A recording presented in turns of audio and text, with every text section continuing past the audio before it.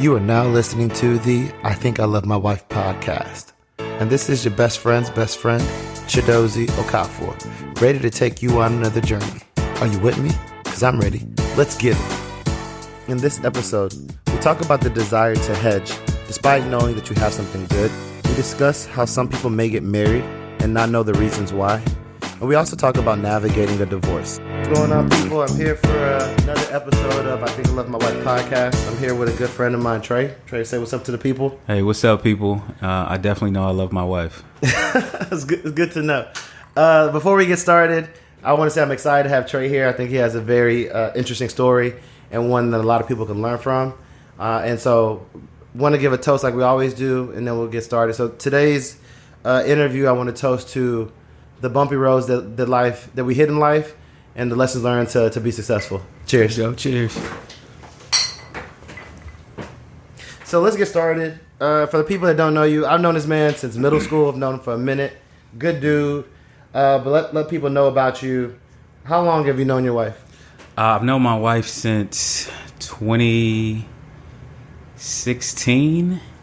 4 years. Yeah, 2016. Man, it seems like it's been much longer than that. I know, it really does. That's crazy. It gives me hope as a single 34-year-old that like in 2025 I'd be married for a minute. It flies by. Oh man, I didn't realize it was that. It was that. It's only been that 4 years. Yeah. Gosh. 4 years. All right. How long were you guys dating before you popped the question? 1 year.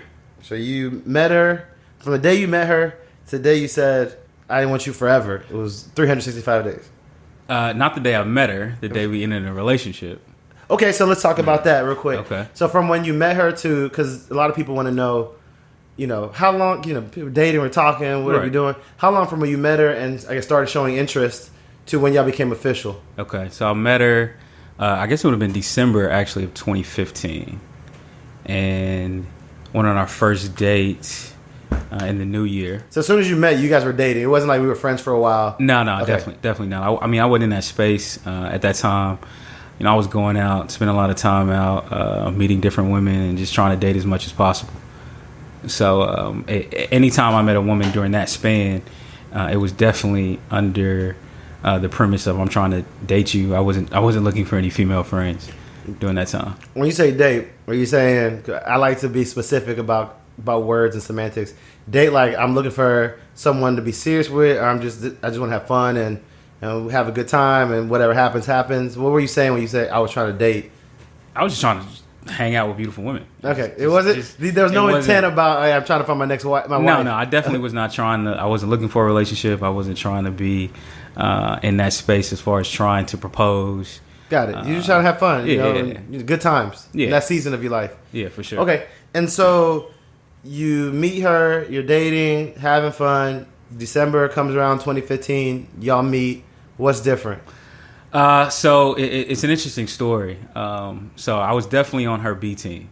Right? I think we all are initially. Yeah, I was on the B team. Tuesday dates, Wednesday dates. No Takes prime you back time. a while later. Yeah, it was humbling, right? So no weekend dates, and then we spent one full Saturday together, and I knew there was something different about her at that time. And then she went on a trip. She went to Colombia, the country, and she was there with some other friends from Chicago, and her flight was stranded or canceled coming back. So she'd be stranded in Colombia for like 2 days.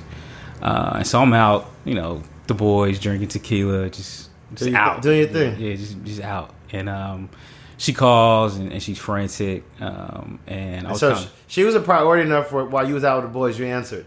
Yeah, for sure. And I knew because she was out of the country. Okay, so you was like, this is different. Yeah, it's different. Because she's with her friends, they're celebrating. So I was like, okay, something must be wrong or off. And she called and was like, hey, I'm stuck here. I can't get back. I don't know what to do. What do you think? And I said, well, I'll just fly out there and we'll just hang out and we'll fly back together. Flex. So, yeah, it was definitely a flex. I didn't think that calculated risk. Yeah, and I didn't think she'd take me up on it. And she called it. She was like, okay, yeah, you do that, great. do it. Like, damn. Okay, now I gotta look at flights. And so then I'm walking back in. I'm telling my boys, I can't believe I just promised this girl I'm about to jump on a flight to Colombia. What do y'all think? And it's interesting because all the guys that were, either in serious relationships or married were like, bro, you wildin'. Just chill, relax. She'll be back. All right. And then the one guy, who just was in the space I was in, just going out having a good time, meeting as many people as we possibly could, was like, bro, you should go and just make a memory. What you got to lose? Right. Yeah. And so I did it. And so you didn't listen to your married friends? No, I definitely did not. I listened to probably the most single guy. But I would say you were also in that space that he was in. Yeah. You weren't aspiring to get what the married guys were at that time of your life, too. Exactly. Just as context. Exactly. So jumped on a plane. I bought a ticket that night, jumped on the plane the next day, met her in Medellin, and we spent, probably, 36 hours together, and came back and hadn't been apart since. Oh, man. And so, I guess, at that time, prior to the phone call hitting, and we got to get back to the contextual questions, but you kind of started us in a journey. Prior to the phone call, you were like, this is just another, not another chick, but just like someone that you could have fun with. There wasn't any like, I know some things about her already where she could be that. I definitely was treating her much differently than I treated other people. Okay. For sure. Off the bat. And I can't tell you why I did that at the time, but there was definitely a sense that she was different. She kind of went, straight up the list almost immediately. Yeah. And a part of it might have been because she wasn't necessarily receptive to me early on. It was a little bit of a chase. Yeah, the chase, the hunt, and also just the element of her just being new to town.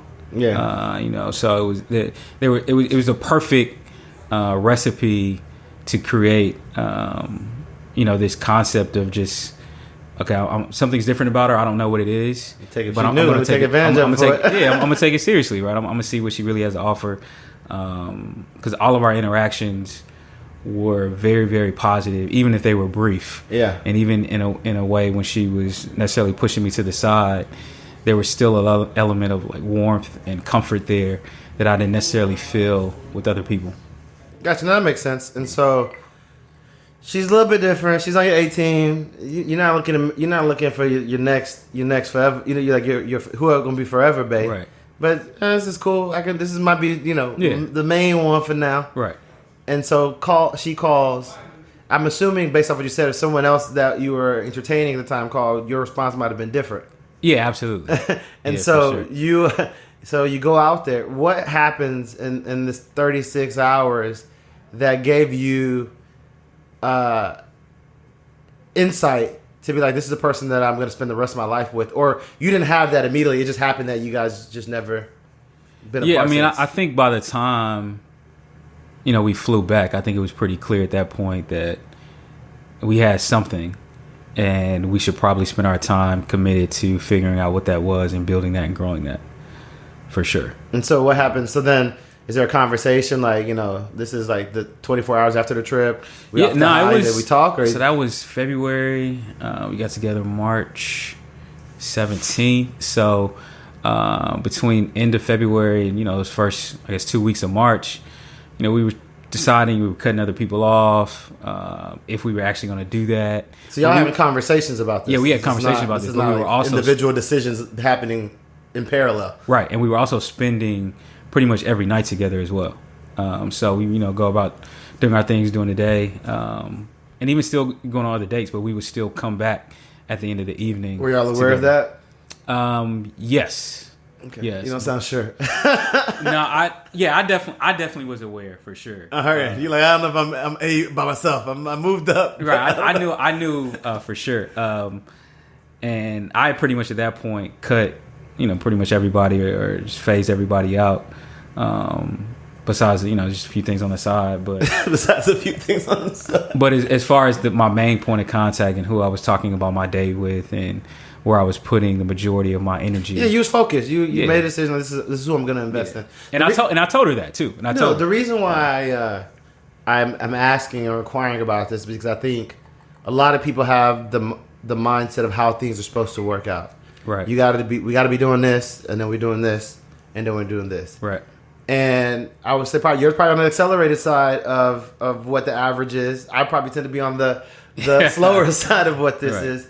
But I say to show like different experiences can change those dynamics, right? Right. And although like you guys are married, it worked out, and kind of work together, there were still aspects of it. We're still like hedging to some degree. True. And I think people think they're like, oh, I meet someone that I like, and if I'm not 100%, if I'm hedging, that means I'm not really invested in seeing where our potential goes. Right. And I'm trying to call that out to highlight the fact that like you were in a situation where it appears that you knew there was something special here. Mm-hmm. I am investing in this and want to continue to invest in it. But you were at the point, I guess, in the beginning, even though you realized that, to like cut everything off. There was still some hedging that happened. Yeah, and I think it's just a part of one, just being a man. Also at the time, still being single. Yeah. And just being in a position where I still just wanted to have fun. There's no agreement. There was no like, baby, it's just us, and then you hedging. But you guys were in that space of you haven't defined it yet. Right. And that space for me wasn't very long, right? And we ultimately just ended a relationship because she asked me to be her boyfriend.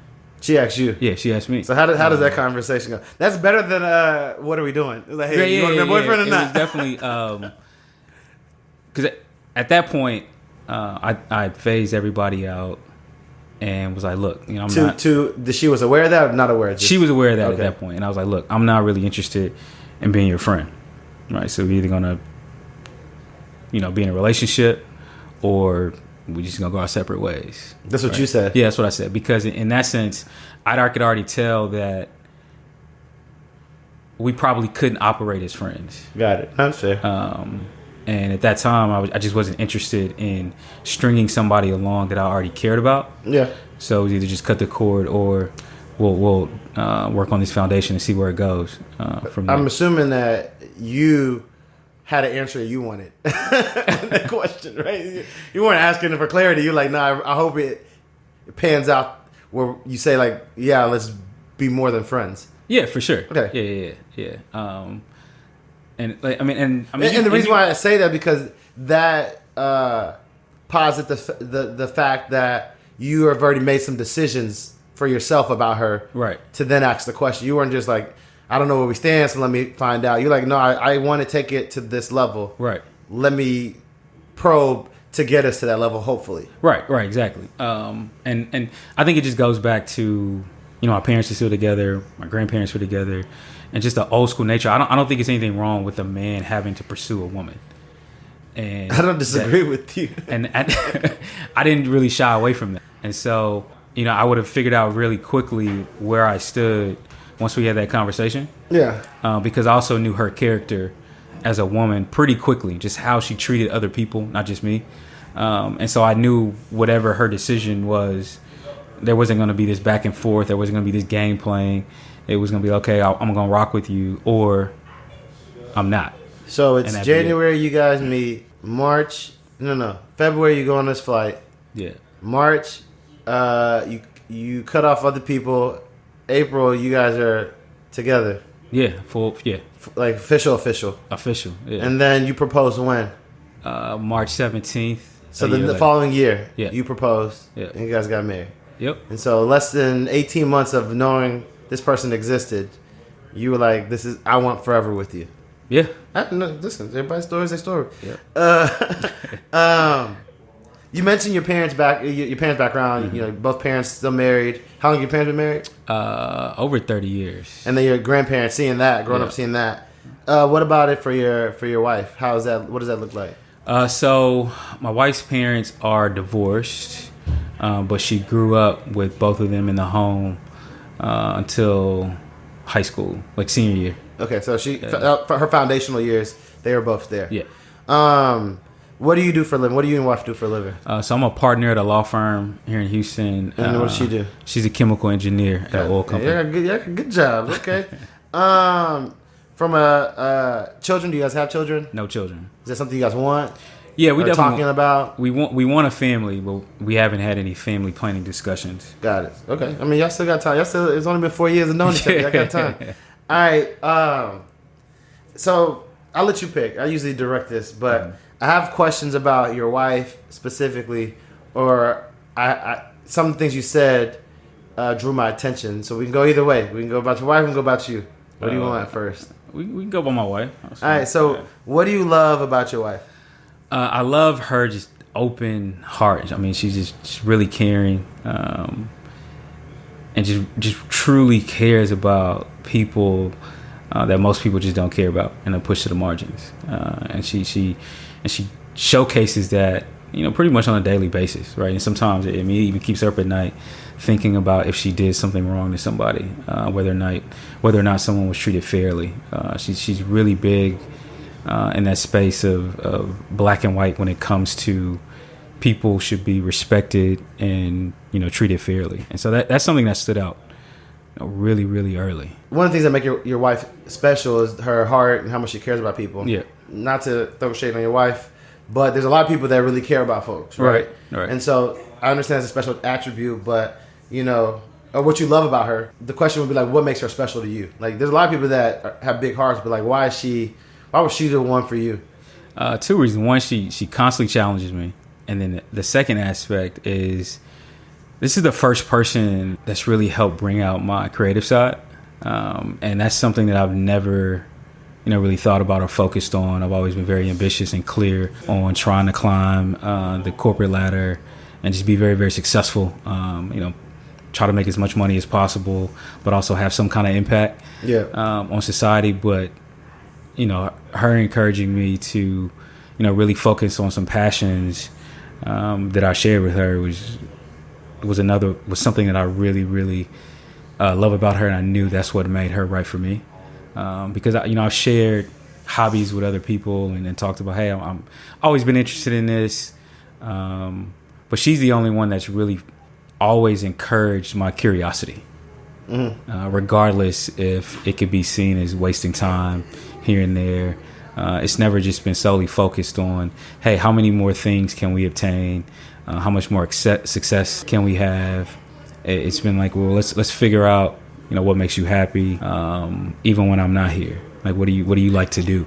And I've never really had that. So that's what I truly, truly enjoy, that aspect of our marriage. That's real. I know you alluded to earlier that like going on a trip was a significant experience for you to really understand that this person could be your wife.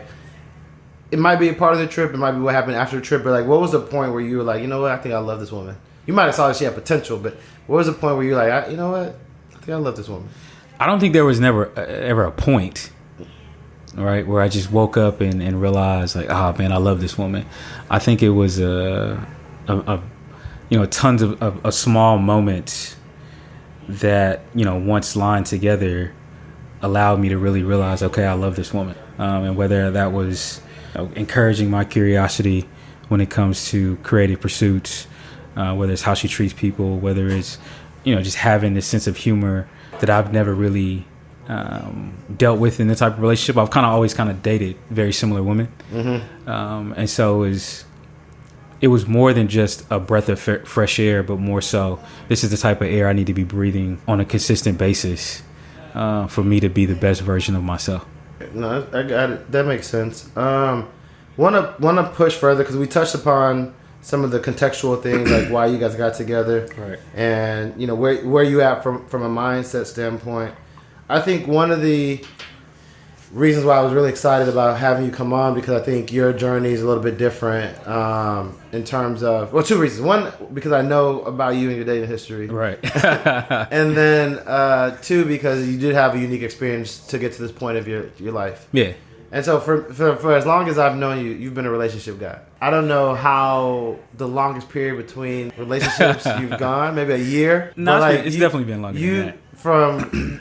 Would you consider yourself a relationship guy? I would definitely consider myself a relationship guy. Because every time I would look back up, and not saying every day of the second, but right. we knew each other in middle school, but then we weren't going to the same school. We just Right. kept in touch, and so there may be a period of time before we checked in, and like you might have been out in the back end. Right, So right. it always seemed like there was a new girlfriend, not like this is a new main, this is a new side. It was like there's a new girlfriend that you were really focused on involving your relationship with.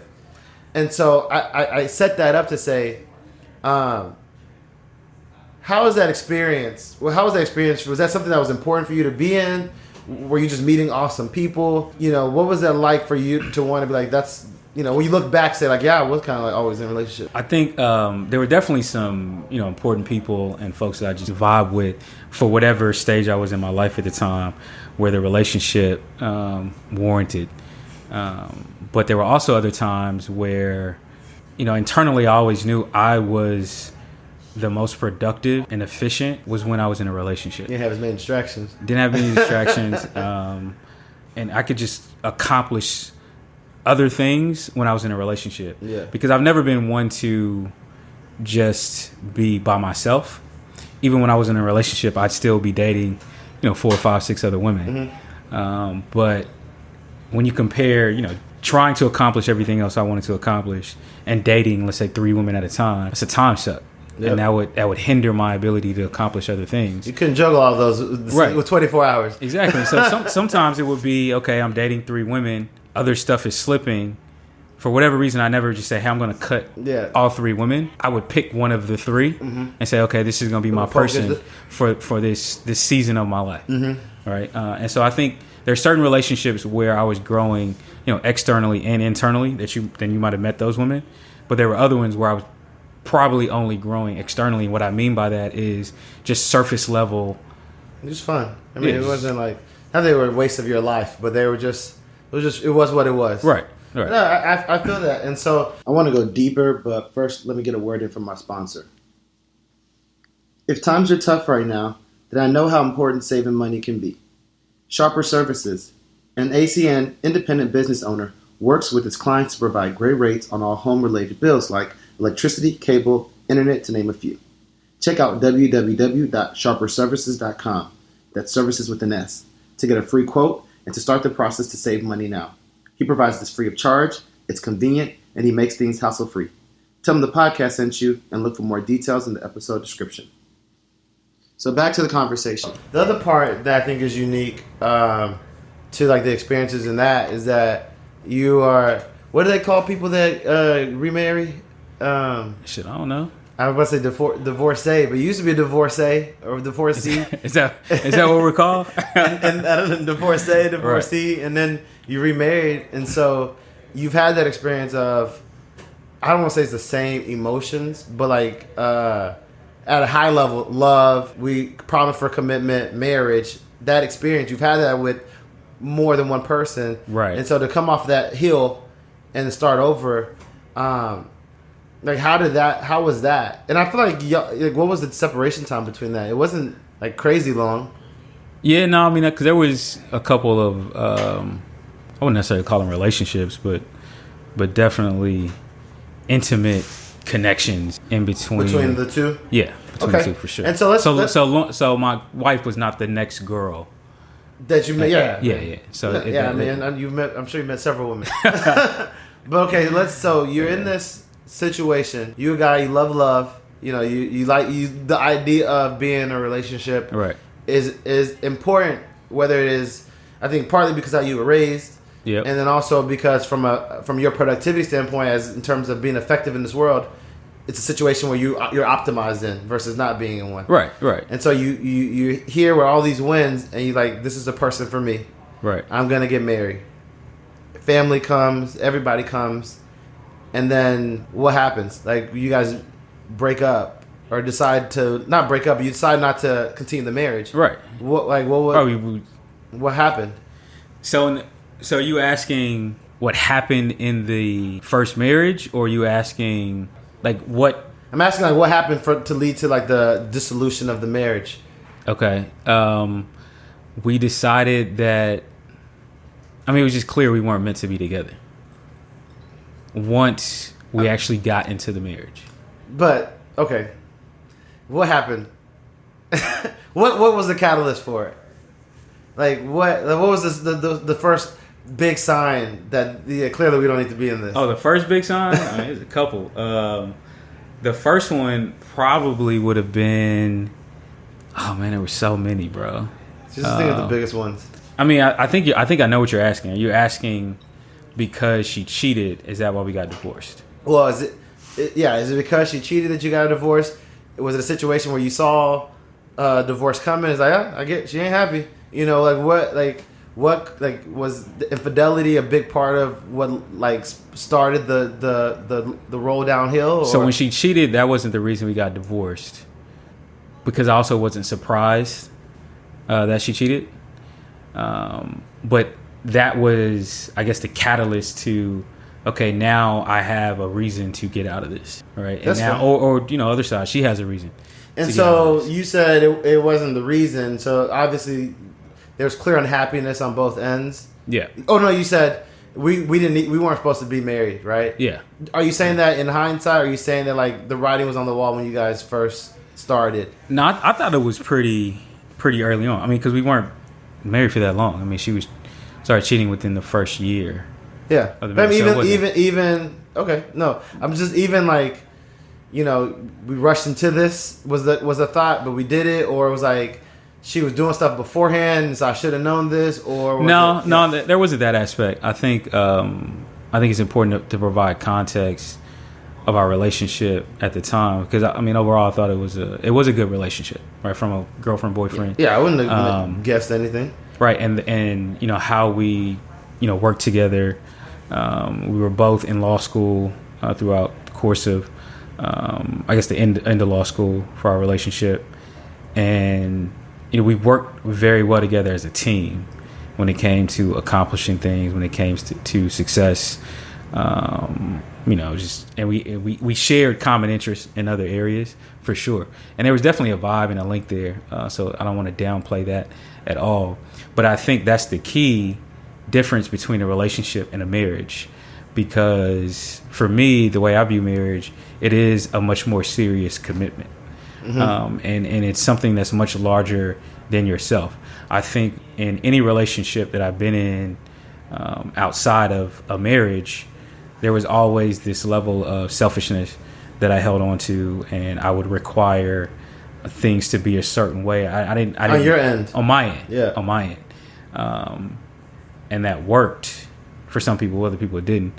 But then when I got into a marriage, I really wanted to take on the role of being more selfless, just because that's how I saw my father to be, my grandfather to be. And so I knew that I'd have to be not a different man, but make some adjustments between being just a girlfriend-boyfriend relationship to being in a marriage. Gotcha. But, I mean, part of, if we were having this conversation, whatever, X years ago, and I was doing this, and I'd have been like, hey, you don't have to answer these questions, but like, hey, what do you love about your wife? What do you, what's special about her? What was the point where you like, I think I love this person? Yeah. You would have had clear answers to that. So obviously there was a disconnect from, that feeling to do that, and you saying, hey, we weren't married that long, and she's fairly early. It wasn't like you had enough time to do something wrong. But I don't think it's fair to say that I would have had answers to those questions. To someone you married? Yeah. You would have married, so you married someone that you don't think is special, or don't know what's special to that person to you. You don't know why you love the person. You don't know an explanation for like when you were like, hey, I should take this person serious. I mean, I can give you an answer, but I don't necessarily mean they're true. But you got married despite not having answers to that. Yeah.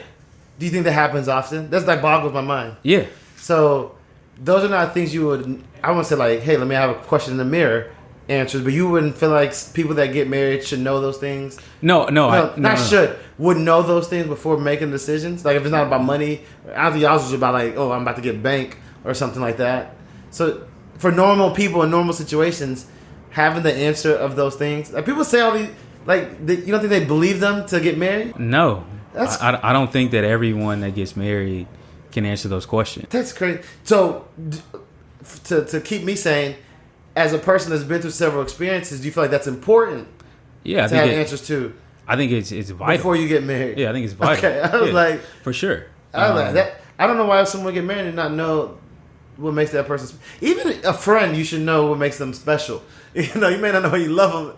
Yeah, You but know? I can still think someone is special, but not necessarily marry them.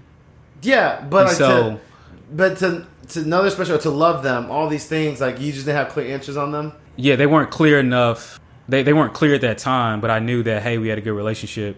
We're You want some high potential shit. You want yeah, some like we're really good partners, and we're entering into this space of climbing this ladder together at law firms.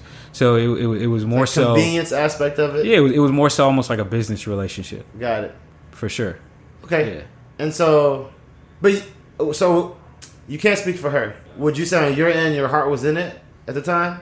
Not on somebody now that I know, but like in the moment of time, like when you were saying your vows, when you proposed, like I don't want to say with the same gravity, you had some feelings about your now wife. Right. Were they similar feelings of like depth? Not depth. Oh no. So I definitely can tell that there was a difference between my first wedding day, my second wedding day. There's a different feeling from when I proposed the first time to when I proposed the second time. I know there's a difference, but like let's say there's a threshold of like, okay, this cat likes her a lot. You can do it, and then he like likes her really a lot. Both cases, he likes her a lot. One was clearly different than he likes her. You know, he likes her and he likes her a lot. And so, if you're not thinking, if you put your second situation and experiences aside, when you think about your first set, were they not like meaningful at all? But that's what I'm saying. I can't do that because now I have a reference point. That's fair. I can't argue. That's a good point. I can't argue that. I guess I was just trying to see, is there a baseline of which like there was feelings there, like when it. Better question. I'm doing a poor job. Were you hurt by the divorce or like her cheating or the realization that like this is not going to work? Oh, for sure. And I think it was more so because it's such a public failure. In what way? How many people knew you guys? And just in general, or not like celebrity? I mean, just in general. Okay. Not. I mean, it's. Hey, how's your wife? People, yeah. You guys have told people. Yeah, it's a public. Gotcha. It's a public failure, and especially for myself and even her, I know this. We've never really failed at anything. All right, and so to take something that's supposed to be, so important in this institution, the bedrock of family, and then all of a sudden you have to dissolve that and have to explain. You don't have to tell people, explain to your family, explain to friends. That's a very public failure. And also, given our age at the time, which also made it unique because there wasn't a point of reference or somebody that I could rely on to say, hey, this is what you're going to go through. This is what it feels like to have to get through this. All right, so I was young, and it was a very public failure, almost shaming. Almost, yeah. Right? And it had nothing to do with the infidelity piece. It's just, damn, I can't believe that didn't work out. So it was okay. And so it's more about how it looked than a sense of betrayal. And I don't mean betrayal from like the infidelity piece, that might be it, but more like sense of betrayal or like hurt by like from the actions of the person, let alone independent of like the failure of the task. Right. And I think that's where my mindset again shifted on what it means to actually be in a marriage and what marriage is. Right? Because before it was, this is another stone that I need to add to this, foundation that I'm building to reach my success. Gotcha. So from a mental state then, and I'm, maybe this is TMI, Trey, you've always been someone from that I know, like image is important, very important. And I don't mean that, and I'm going to explain it so it doesn't come off negative. Okay. I don't mean from like a super, like you're very superficial and that's all you care about. But I mean like if I look at my friend group, you're more intentional about how you come off and the impressions you give than some other. You be on the higher end of that spectrum. I don't think it's like a negative thing. I just think it's like your bar for yourself and how you wanted things to look. Even in middle school, playing football, you might not be the best player, but you look better than everybody. I mean like. It's not like, oh, this is a new version of you. I think even at a young age, how you came across was important to you relative to like a 14-year-old playing sports, how they might have cared about their appearance. Oh, like, yeah. it's Neon, Dion, prime time all day. So I don't mean it from a shady standpoint. Yeah. Your whole life that I've known you, that has been, you've been on the higher end of the spectrum in terms of people that care about and put more thought and energy towards that? I am very intentional about what I do and decisions I make and how it comes off, how it looks. How it can be perceived. Yeah, absolutely. And so setting the stage for, and you talked about it, this person that this aspect of their life, how their actions, decisions, and the outcomes of that matter to them relative to some other people. Right. Now has this situation occur that your words said it was public. People saw that I failed at this, right? Yeah. And so I can imagine that probably cuts deeper than somebody else in that regard. That's like weighted a little bit more for you. And so what was your mental capacity like in this situation that you admitted for? I would say for a normal person, it's public. Right. We didn't accomplish this X, Y, Z. Yeah. And then I'm saying you amplify that a bit because now all these things you talked about is for a person that's important to some degree, to a greater degree. Like how does that mess with your psyche in terms of what to do next, or who you are as a person, or how do I recover for that? That's a great question. A couple questions in there, but I think to start it first, it was quite humbling, and it's something I think that I needed. I know I needed it. You punched in your throat one time. Yeah, it was. I mean, I went straight from undergrad, great schools, straight to law school. Straight into big law. I mean that I hadn't really. This was your adversity. Yeah, it was the first storm that I had to go through. Yeah.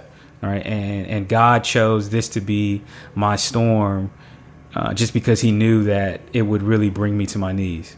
All right. I mean, I'm interrupting here, and I hate doing it, but like as you say it makes sense. Like you take this person, all the success so far in life. Not that stuff. You went to really good schools. Not that the process wasn't tough, but you had storms that are not accounted by you into the picture that you have to overcome.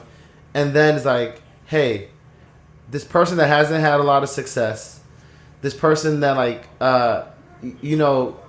image matters, and I'm gonna put those things as obstacles, his probably weakest weaknesses, as obstacles for you to overcome. I think it's interesting because it could have been any piece of adversity, but it was like where you would probably weigh as probably the harder things for you to overcome is what was set before you in that moment to like try to navigate through. Yeah, for sure. I think that's fair to say.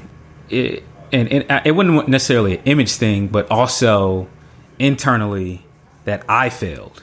Yeah. All right. And not so just this public failure, because that was an aspect of it, but I failed at something that I said I was committed to. And how do you wrestle that? Because that was the first time somebody else dictated whether or not whatever I was entering into was going to be successful or not. And that was hard for me to understand for a while. So it was humbling. I thought it brought me to my knees. It made me reevaluate things that the importance of certain things. And one of those would be my faith. I found myself probably law school starting to just go away from my faith and being like, yo, this is on me. Like I'm accomplishing all these things. I'm greater than this. And he humbled me, and I had to reset, because during that time the only thing that I could lean on, the only thing that could get me out of the bed in the mornings was just a prayer or a gospel song. And I wasn't leaning on what this bonus was going to look like, or making sure that I had this suit tailored, and none of those things mattered anymore. It was, damn, I really failed at something and everyone knows about it. What am I going to do? And then it kind of changed after that to just going back to my roots of, how I was raised by my parents, where I was raised in East Dallas, spending my summers in Tyler, just that blue collar mindset that I kind of lost by going to these, great institutions and going to, a top law school. That stuff didn't matter at that moment anymore. And so I just started spending more time with my grandmother, started going home more. I think I spent like a month on our mutual friend Paul's couch. All right. And just getting back to, who I was before, I had all these things. And so in this process of, discovery, rediscovering who you are, what's important, value system. Yeah. Are you doing this solo, or are you dating other people? Or are you how is that happening? as it pertains to you moving forward in that regard? Yeah, initially it was solo, but like anything, right? There's a roller coaster, right? So sometimes I find myself, spending time with in entanglements with with different women. Other times I would just be by myself and or just be around my friends, be around my family. And so I don't think there's one answer of what I did to get through it, but I knew I was gonna come out on top for sure. It was never a question. It was really important for me to bet on myself. So an example of that is not leaving Houston. Right? I had no family here, I had no ties here besides, my god brother. But other than that, there was nothing really keeping me here. I could go work at a different firm in Dallas, but I stayed, right? And because I wanted to be kind of isolated from those comfort spaces when it was time to, get back to the grind, check off these things that I want to accomplish. It was important for me to kind of be in a space where I didn't have any crutches. And I get that, and that makes sense. So, I guess before we put a cap in this part of it, what would you say the best piece of advice or words of support or encouragement you got from both? So as different individuals, your mom and also from your dad. That's really funny that you asked me that. So, my dad. I had to break him the news and tell him, I was like, man, this is crazy. My parents have been together for so long. That's all I know. He's like, oh, man, you'll be all right. Your mom is my second wife. Oh, I didn't know that either. Are you serious? Yeah, I'm serious. I didn't know that. I had no clue, and that was it. And I kind of was just, what? He was like, yeah. He was like, shit happens. And you'll be fine. Like, look at us. We're good. 2 kids. Like, we're good. Yeah. And not to say that they haven't had, their ups and downs like any marriage, but everything was still centered on, okay, we're a family. Mm-hmm. We'll get through anything. And so that was kind of cool, and it allowed me to kind of reconnect with my dad in a way that we hadn't kind of connected in a while. And then, my mom was just, they're just, East Texas, just good people. And so there wasn't any just sitting around and crying about it. What happened here? Let's talk about it. It was whatever decision you want to make and whatever is best for you in your future. We're going to support you 100%, but you just have to go out and do it. You just can't be stuck. But some of the best advice I got was, which I still practice to this day, is I never try to get too high or low anymore. Right? So, for example, when I reached a milestone beginning of this year by making partner in my firm, everyone kept saying, "Oh, you don't seem really excited. Is everything okay?" I'm like, "Yeah, I am excited. It is something that I'm looking forward to." But I know the old Trey would have used that as an opportunity to talk about how great I am, and look at me. And so I really want to take that time to say, okay, remember, Trey, don't get too high, because there's always something else around the corner, whether it be financial or family sickness, or there's just anything could happen tomorrow. And so how I got through that tough time in life was relying on my faith, focusing on not getting too high or too low, regardless of what comes into your life. Man, I'm happy for you. I'm glad you got through that tough time, overcame it, faced your fears, your low point, and found love again.